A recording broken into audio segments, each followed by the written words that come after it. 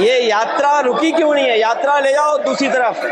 हम यूं ही नहीं कहते थे कि संविधान ये मानती नहीं सरकार। संभल, लेकिन अचानक ये जो घटना हुई है ये सोची समझी रणनीति के तहत वेल प्लान्ड हुआ है और वहां के भाईचारे को गोली मारने का काम हुआ है। जो घटना हुई है वो सोची समझी साजिश है। जो साजिश हुई और वो साजिश सोची समझी इसलिए मैं बोल रहा हूँ। उत्तर प्रदेश का चुनाव था, पहले 13 तारीख को चुनाव होना था और 13 तारीख के चुनाव को उन्होंने बढ़ा करके 20 तारीख कर दिया। और इस जो घटना है मैं आपके सामने पढ़ना चाहता हूं। अध्यक्ष महोदय,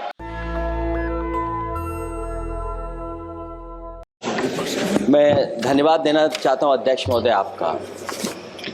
नहीं, हम जो कमिटमेंट करते हैं ना उसको पूरा करते हैं, लेकिन सब दलों के नेताओं की बात में कमिटमेंट होने के बाद भी आप बेंच पे आए जो ठीक नहीं है। अध्यक्ष महोदय, कमिटमेंट में, क्रेडिबिलिटी में आपका कोई जवाब नहीं। नहीं ये दिख रहा है लेकिन दाईं तरफ वाले लोगों का थोड़ा हिसाब किताब अलग है। अध्यक्ष महोदय, मैं धन्यवाद देता हूं आपका कि आपने बहुत महत्वपूर्ण घटना पे मुझे बोलने का अवसर दिया है। संभल जो इसलिए जाना जाता था कि भाईचारे के साथ वहाँ रहते हैं लोग, वहाँ अभी से नहीं सदियों पुराना भाईचारा हजारों साल से इसी तरह रहते आए हैं। लेकिन अचानक ये जो घटना हुई है ये सोची समझी रणनीति के तहत वेल प्लान्ड हुआ है और वहाँ के भाईचारे को गोली मारने का काम हुआ है। जो घटना हुई है वो सोची समझी साजिश है। वहाँ जो खुदाई की बात लगातार अध्यक्ष महोदय देश में कोने कोने पर भारतीय जनता पार्टी और उनके सहयोगी और समर्थक शुभचिंतक बार बार खुदाई की जो बात कर रहे हैं अध्यक्ष महोदय, ये खुदाई जो है हमारे देश का सौहार्द, हमारे देश का भाईचारा, हमारे देश का गंगा जमनी तहजीब को खो देगा। मैं आपका धन्यवाद इसलिए भी देता हूं कि इस महत्वपूर्ण जो साजिश हुई और वो साजिश सोची समझी इसलिए मैं बोल रहा हूं।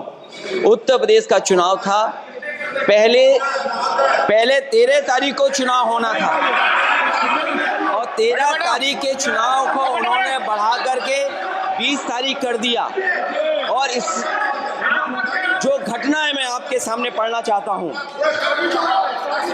अध्यक्ष महोदय, ये यात्रा रुकी क्यों नहीं है? यात्रा ले जाओ दूसरी तरफ। अध्यक्ष महोदय, संभल की शाही जामा मस्जिद के खिलाफ 19/11/2024 को सिविल जज सीनियर डिवीजन छंदौसी संभल में एक याचिका डाली गई। कोर्ट ने दूसरे पक्ष को, अध्यक्ष महोदय सुनिए, ये सुनना चाहिए, हम यूं ही नहीं कहते थे। आप संक्षिप्त में बोले। अध्यक्ष महोदय, हम यूं ही नहीं कहते थे कि संविधान ये मानती नहीं सरकार। हम यूं ही नहीं कहते थे कि संविधान नहीं मानती। जब प्लेसेस ऑफ वर्शिप एक्ट है, हम बनते तो बहुत कुछ हैं। संभल के शाही जामा मस्जिद के खिलाफ 19/11/2024 को सिविल जज सीनियर डिवीजन चंदौसी संभल में एक याचिका डाली गई। कोर्ट ने दूसरे पक्ष को सुने बगैर उसी दिन 19/11/2024 को सर्वे के आदेश दे दिए। ताज्जुब की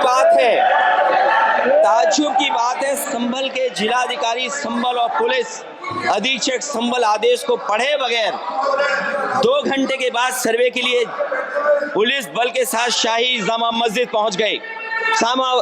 जामा मस्जिद की कमेटी, जनप्रतिनिधि, उलेमा इकराम, सभी अधिवक्ताओं ने सहयोग दिया।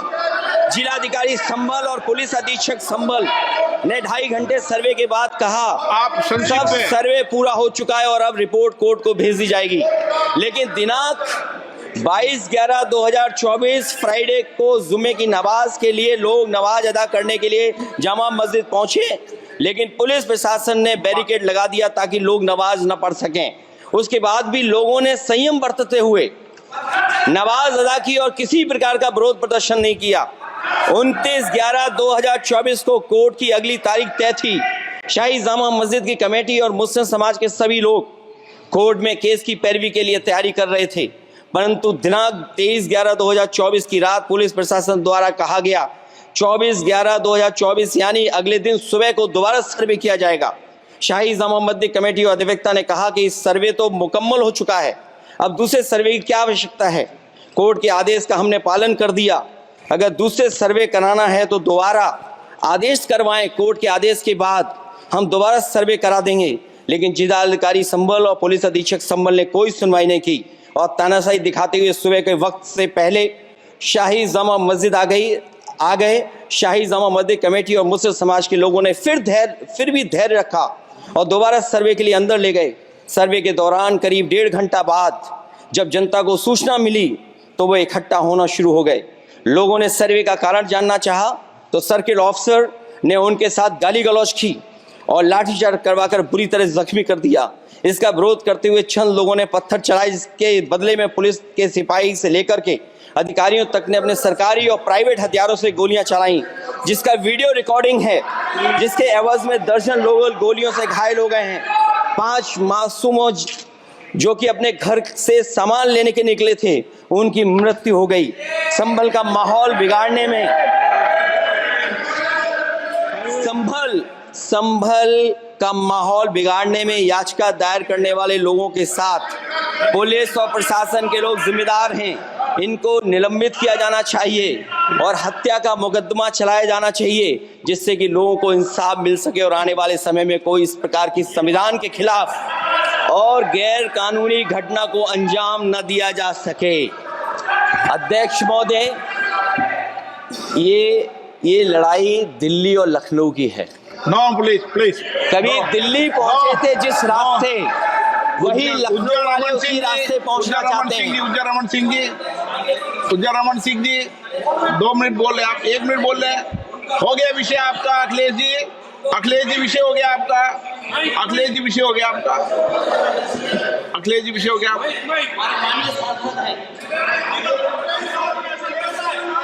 अखिलेश जी आपका विषय हो चुका है, प्लीज।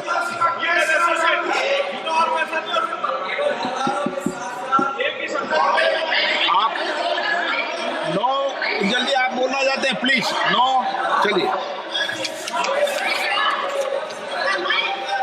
हो गया उनका विषय, उन्होंने पूरा विषय रख दिया। उज्जवल निगम जी, हो गया आपका विषय, आपने सारी मांग रख दी। माननीय नेशनल दस्तक की आपसे गुजारिश है कि अगर इसको बचाना चाहते हैं तो नेशनल दस्तक को सब्सक्राइब करने के लिए रेड कलर के सब्सक्राइब बटन को दबाएं, फिर बेल आइकन की घंटी दबाएं। नेशनल दस्तक को बचाने के लिए बहुत जरूरी है कि हर खबर को शेयर करें, लाइक करें, कमेंट जरूर करें।